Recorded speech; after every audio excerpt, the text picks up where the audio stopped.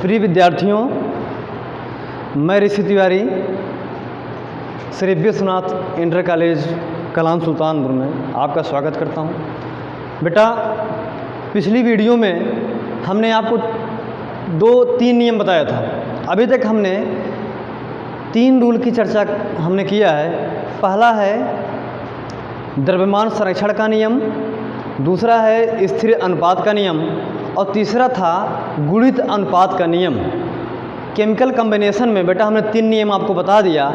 आज हम चौथे नियम की चर्चा करने चल रहे हैं, तो चलिए हम अपने लेक्चर पे आते हैं। बेटा, जो चौथा नियम है वो है व्युत्क्रम अनुपात का नियम। व्युत्क्रम या तुल्य अनुपात का नियम, लॉ ऑफ रेसिप्रोकल। बेटा, लॉ ऑफ रेसिप्रोकल। और बेटा, रेसिप्रोकल का मतलब होता है म्यूचुअल एक्सचेंज। Mutual exchange.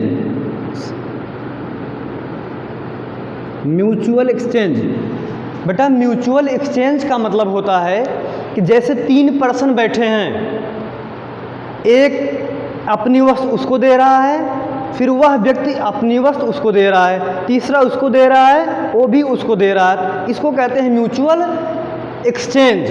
मतलब 3 व्यक्ति बैठे हैं, तीनों में आपस में हर वस्तुओं का आदान प्रदान हो रहा है। ये वस्तु उसको दे रहा है, वो वाला उसको दे रहा है।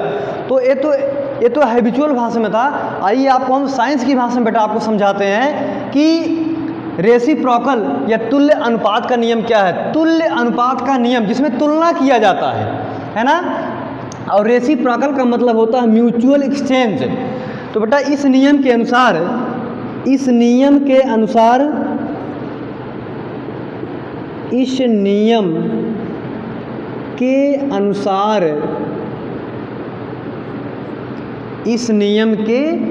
अनुसार है ना बेटा, यदि कोई तत्व ए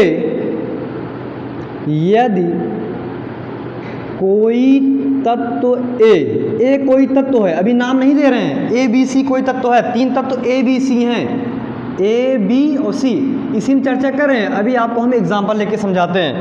यदि इस नियम के अनुसार यदि कोई तत्व ए बी किसी दूसरे तत्व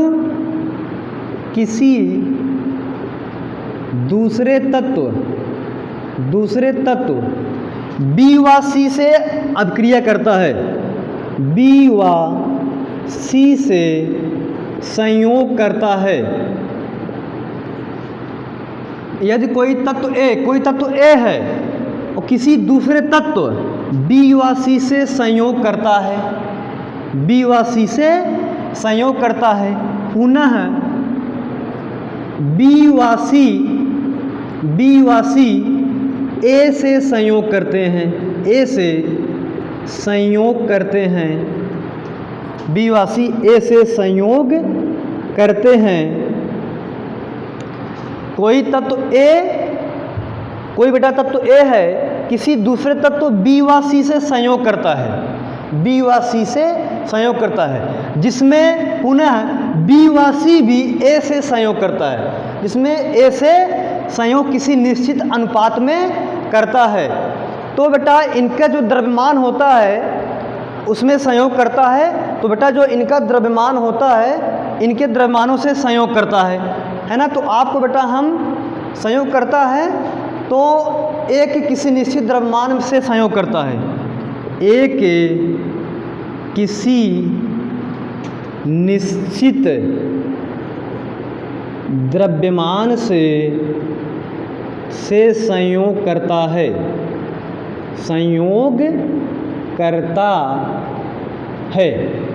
अभी हम आपको बेटा एग्जाम्पल के माध्यम से समझाते हैं।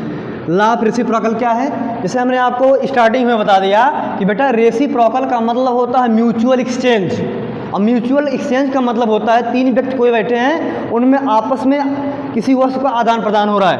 अब यहाँ पे क्या है बेटा, इस नियम के अनुसार यदि कोई तत्व ए है, ए कोई तत्व है, आप समझिए इसको, हम मानते हैं कोई तत्व ए है, ए कोई तत्व है, किसी दूसरे तत्व बी व सी से अलग अलग संयोग करता है, बी व सी से अलग अलग बेटा, बी व सी से अलग अलग संयोग करता, एक बार ए जो है कहने का मतलब एक बार ए बी से संयोग करता है और एक बार सी इसे संयोग करता है ना। तो यदि कोई तत्व ए किसी दूसरे तत्व बी व सी से अलग अलग संयोग करता है, पुनः बी व सी ए से संयोग करते हैं, तो ए के किसी निश्चित द्रव्यमान से संयोग करता है। तो बेटा ए बी सी तीन तत्व हैं, तो जिसमें सी बी ए से संयोग करता है और सी बी ए से संयोग करता है, बी सी भी संयोग करता है, तो जिसमें ए जो है, अब यहाँ पे ए तत्व की बात लिया है, कह रहा है ए के किसी निश्चित, ये जो पहला तत्व ए है इसका जो मास होगा क्या होगा, फिक्स होगा। तो अभी आपको समझाते हैं कि यदि कोई तत्व ए किसी दूसरे तत्व बी व सी से अलग अलग संयोग करता है, पुनः बी व सी ए से संयोग करता है, तो ए के किसी निश्चित द्रव्यमान से संयोग करता है। यही तुल्य अनुपात का नियम है। तो बेटा हम आपको अब समझाते हैं एक बेहतरीन एग्जाम्पल से, आप समझिए। तो इस रूल को हम हटा एक बार पुनः फिर आपको मेमोराइज करवा दे रहे हैं बेटा। इस नियम के अनुसार यदि कोई तत्व ए किसी दूसरे तत्व बी व सी से अलग अलग संयोग करता है, पुनः बी भी बी व सी ए से संयोग करता है, तो ए के किसी निश्चित द्रव्यमान से संयोग करता है। तो एक एग्जाम्पल लेते हैं और उस एग्जाम्पल के माध्यम से हम आपको तुल्य अनुपात के नियम को समझाने का बेहतर बेटा हम प्रयास करते हैं। तो आप समझने का प्रयास कीजिए। देखिए, जैसे एक कोई तत्व है, यहाँ पे आप समझिए बेटा, आपको हम एक ट्रायंगल के माध्यम से समझाते हैं, आप समझिए बस केवल।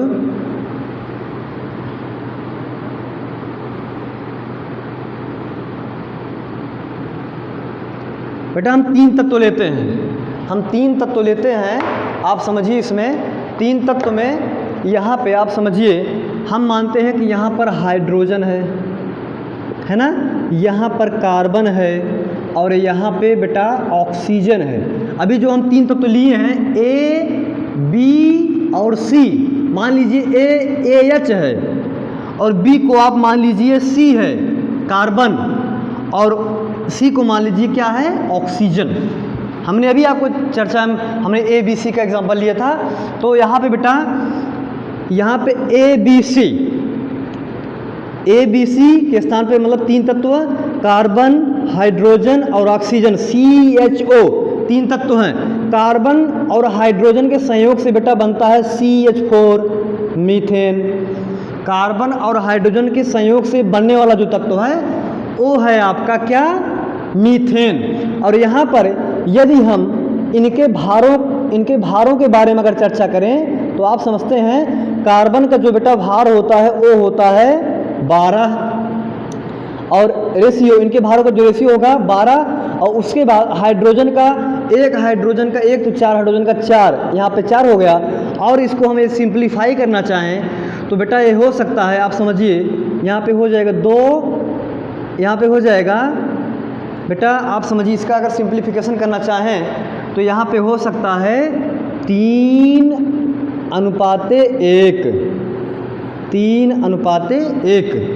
है ना। तो 4 एक 4 चढ़ते हैं 12। तो इसका जो रेशियो का, ये जो भारों का जो एक सिंपल सा अनुपात आया है वो है 3:1। अब यहाँ पे देखिए, कार्बन हाइड्रोजन के संयोग से ए बना। यहाँ पे बेटा आप समझिए, यहाँ पे कार्बन का 3 ग्राम और हाइड्रोजन का 1 ग्राम। अब यहाँ पे इसका जो वेट है वो 1 ग्राम है, यहाँ पे इसका वेट 1 ग्राम है, वो भी इसका फिक्स मास है ना। अभी लास्ट में कहे थे ए के किसी फिक्स मास से, अब एक हमने क्या माना है, हाइड्रोजन माना है, इसका मास क्या है, फिक्स है ना। तो आप समझिए, कार्बन और हाइड्रोजन के संयोग से CH4 बना। और यहाँ पर हम अब दूसरे हमने कहा ना, ए जो तत्व है बी से भी रिएक्शन करता है और सी से करता है। तो अगर बी से रिएक्शन किया तो ए बना, अब सी से रिएक्शन करवाते हैं बेटा। तो अब यहाँ पे इस हाइड्रोजन और ऑक्सीजन के संयोग से जो बनने वाला तत्व है वो है H2O। कौन सा तत्व बेटा, H2O, है ना। यहाँ पे अगर हम इनके भारों का जैसे यहाँ पे निकाले थे, कार्बन का 12, इसका 4, इसका जो हमने सिंप्लीफाई किया, इसका जो रेशियो आया 3:1 आया। अगर यहाँ पर हम इसका करना चाहें तो बेटा यहाँ पे क्या हो जाएगा आप समझिए, यहाँ पे हो जाएगा 2:16 और इसको अगर सर हम करना चाहेंगे तो ये हो जाएगा, क्या हो जाएगा बेटा 1:8। इसका 1 कितना आया 8 आया है ना। तो बेटा आप यहाँ समझने का प्रयास करेंगे तो यहाँ पे कार्बन और हाइड्रोजन के संयोग से CH4 बना, हाइड्रोजन और ऑक्सीजन के संयोग से आपका H2O बना, है ना। तो यहाँ पर आप समझिए, यहाँ पर हाइड्रोजन का जो मास है 1 है और वो भी फिक्स मास है। लास्ट में बताया था एक ही A B से रिएक्शन करता है और C से भी रिएक्शन करता है और B उससे रिएक्शन करता है, लेकिन लास्ट में A जो है उसका मास क्या है फिक्स है। और हमने माना था, हम मानते हैं कि A को हम हाइड्रोजन मानते हैं, B को कार्बन मानते हैं और C को हम ऑक्सीजन मानते हैं। तो अलग अलग संयोग किए। हमने बताया रेसिप्रोकल का मतलब होता है बेटा म्यूचुअल रिपल्सन, कहने का मतलब इसका रेशियो उससे एक्सचेंज होगा और इसका जो रेशियो होगा उससे एक्सचेंज होगा। तो यहाँ पे क्या होता है, यहाँ पर 3 ग्राम कार्बन, यहाँ पे 3 ग्राम कार्बन और 8 ग्राम ऑक्सीजन, 3 ग्राम बेटा कार्बन और 8 ग्राम ऑक्सीजन इस हाइड्रोजन के फिक्स मास से रिएक्शन करते हैं, संयोग करते हैं। 3 ग्राम कार्बन और 8 ग्राम ऑक्सीजन, है ना। COA मानते A है B है, AB है और AC है, और 3 ग्राम कार्बन और 8 ग्राम ऑक्सीजन, है ना। ए हाइड्रोजन के फिक्स मास से क्या करते हैं बेटा रिएक्शन करते हैं। और यहाँ पे अगर हम देखना चाहें तो जैसे कार्बन और हाइड्रोजन के संयोग से CH4 बना और हाइड्रोजन और ऑक्सीजन के संयोग से ये वाटर बना, वैसे कार्बन और ऑक्सीजन के संयोग से कंपाउंड बनता है, वो बनता है CO2। क्या बनता है बेटा CO2। और इनके भारों का अनुपात अगर निकालना चाहें तो कार्बन का होता है 12 और इसका हो जाएगा बेटा 32 और इनका रेशियो का निकालना चाहेंगे वो हो जाएगा 3:8। और यहाँ आप देख रहे हैं कि 3 ग्राम कार्बन और 8 ग्राम ऑक्सीजन हाइड्रोजन के 1 ग्राम फिक्स मास से रिएक्शन कर रहा है। और यहाँ आप देख रहे हैं कि इसका हमने रेशियो निकाला 3:8, यहाँ 1:8, यहाँ 3:1। तो यहाँ तीनों तत्वों से के संयोग से जो तत्व बना है वो आपस में रिएक्शन कर रहे हैं, इनके अनुपातों का आपस में एक्सचेंज हो रहा है। और हमने बताया था कि रेसिप्रोकल का मतलब होता है म्यूचुअल एक्सचेंज, MUTUL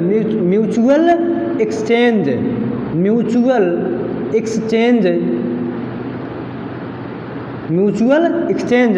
और आप यहाँ बेटा देख रहे हैं कि यहाँ पे रेशियो का आपस में जो है आपस में म्यूचुअल एक्सचेंज हो रहा है, या आपस में इसका रेशियो इसके पास, इसका रेशियो इसके पास, इसलिए इसको हम व्युत्क्रम अनुपात या तुल। व्युत्क्रम का बेटा मतलब होता है उल्टा, यहाँ आप समझ सकते हैं कि और तुल अनुपात का नियम, और यहाँ पर रेसिप्रोकल का मतलब होता है म्यूचुअल एक्सचेंज। मैंने बताया था अभी, हमने आपको समझाया था कि म्यूचुअल एक्सचेंज का मतलब होता है 3 पर्सन बैठे हैं, आपस में उनके वस्तुओं का आपस में आदान प्रदान हो रहा है। आप समझ रहे हैं कि 3:1, 1:8 और 3:8। यहाँ पर जो इन कार्बन इस तत्वों के सहयोग से जो इनके भारों का जो रेशियो आप देख रहे हैं ये आपस में एक्सचेंज हो रहा है, आपस में म्यूचुअल एक्सचेंज हो रहा है, इसीलिए इसको हम तुल्य अनुपात का नियम कहते हैं। ये था बेटा लॉ ऑफ रेसिप्रोकल।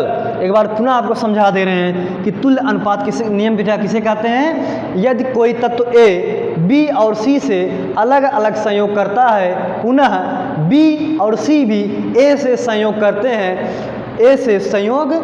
हैं, तो A के किसी निश्चित A का जो मास होगा बेटा क्या होगा वो फिक्स होगा।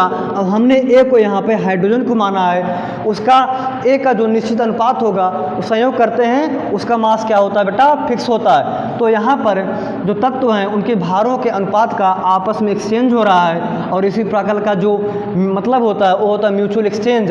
यहाँ पर आपस में एक्सचेंज हो रहा है, इसका रेशियो उधर जा रहा है, इसका रेशियो यहाँ रहा है, इसीलिए इसे कहते हैं तुल्य अनुपात का नियम, लॉ ऑफ रेसिप्रोकल। चलिए बेटा हम अगले नियम की चर्चा करते हैं, वो है गैसीय आयतन संबंधित गैलुसेक का नियम। गैसीय आयतन संबंधी गैलुसेक का नियम।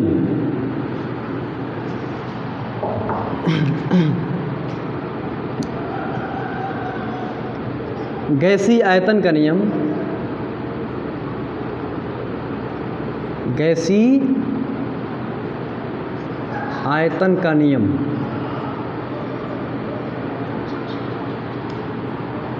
इसको बेटा गैलुसेक ने दिया था।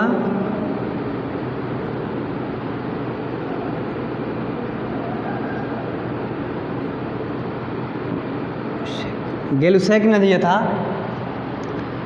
और बेटा इसमें आपको बताते हैं, इसमें जो हम लेंगे आयतन मतलब गैस, यहाँ पर हम अभिकारक और उत्पाद जिसकी चर्चा करते हैं, चाहे वो अभिकारक होगा और उत्पाद होगा, उसमें हम एग्जाम्पल गैस का ही लेते हैं। और रिएक्शन में पार्ट जो होता है बेटा एक अभिकारक होता है और दूसरा क्या होता है, उत्पाद होता है। तो आप समझ सकते हैं इस रूल के बेटा इसमें होता है, आप समझिए जब गैसें परस्पर आपस में अपक्रिया करती हैं बेटा, गैलुसेक की गैसीय आयतन के नियम में मैं आपको बताना चाहूँगा, जब गैसें परस्पर आपस में अपक्रिया करती हैं तो समान ताप और दाब पर, तो समान ताप और दाब पर उनके आयतनों में एक सरल अनुपात होता है। जब गैसें परस्पर आपस में अपक्रिया करती हैं किस कंडीशन में बेटा, समान ताप और दाब पर, तो उनमें एक सरल अनुपात होता है। इसी प्रकार हम मानते हैं कि गैसों के आपस में अपक्रिया के फलस्वरूप बनने वाला उत्पाद वो भी यदि गैस होता है तो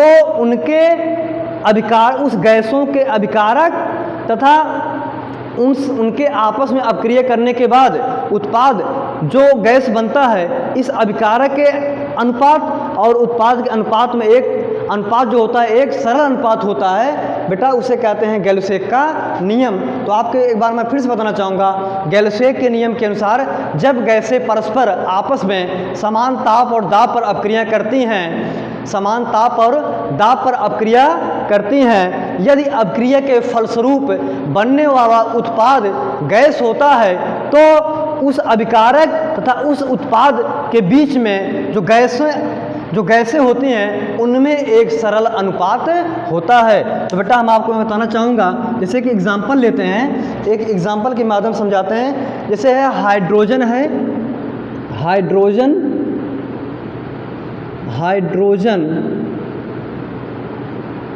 हाइड्रोजन गैस है, और प्लस एग्जाम्पल लेते हैं बेटा ऑक्सीजन क्या लेते हैं, ऑक्सीजन, और इनके संयोग से बनता है जलवाष्प। वाष्प आप जानते हैं गैस का ही रूप है, जलवाष्प है ना।